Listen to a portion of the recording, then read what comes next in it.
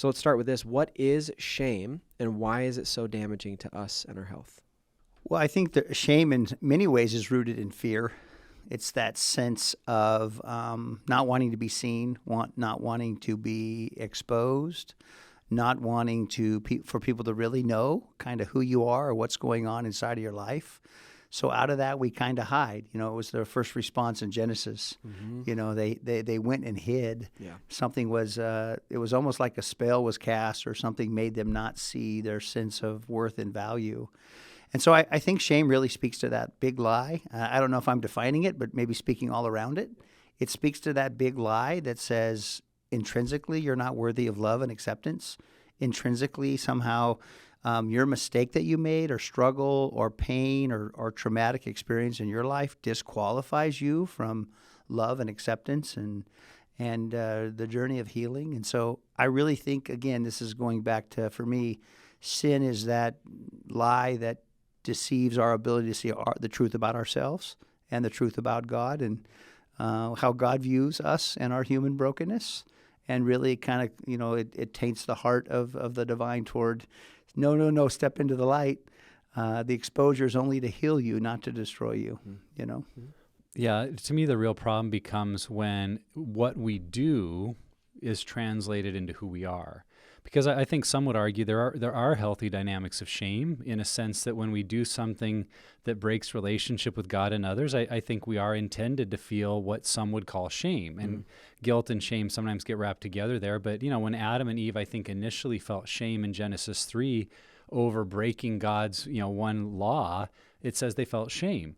And several of the Old Testament prophets kind of call out Israel for not having any shame over her behavior of idolatry and adultery and turning away from God. It's like, is there no shame in Israel? And in that regard, shame is meant to be a response of I'm feeling this emotion of having turned away from God and other people, and it's meant to be redemptive, to bring me back to what I ought to do. But where it becomes dangerous, and we see it in Genesis 3, is that very quickly the shame we feel begins to define who we are.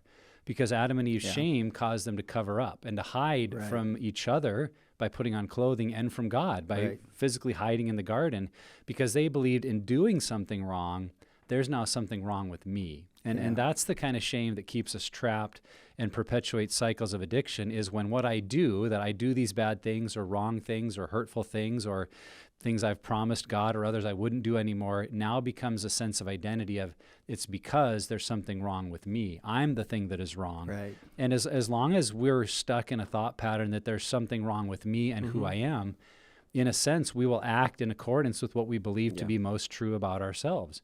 And so if I am a shameful person, I will likely do shameful things because I just believe that's kind of a product of who I am. And until we can get into that root lie about our identity, our value, and our worth, as you're saying, Rodney, addiction or any kind of problematic behavior is going to be really hard to change long term. And that's ultimately what we're after is long-term change, not just Band-Aid approaches. And Nick, you well said. I think there is some different thoughts between guilt and shame.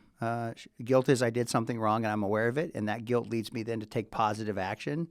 Shame is maybe I did something wrong and it casts a negative light on who I am, and I'm less likely to take action. So in some ways semantics, but I think the ultimate thing is that there is a negative piece of shame that entraps us and keeps us stuck and doesn't help us move forward in recovery.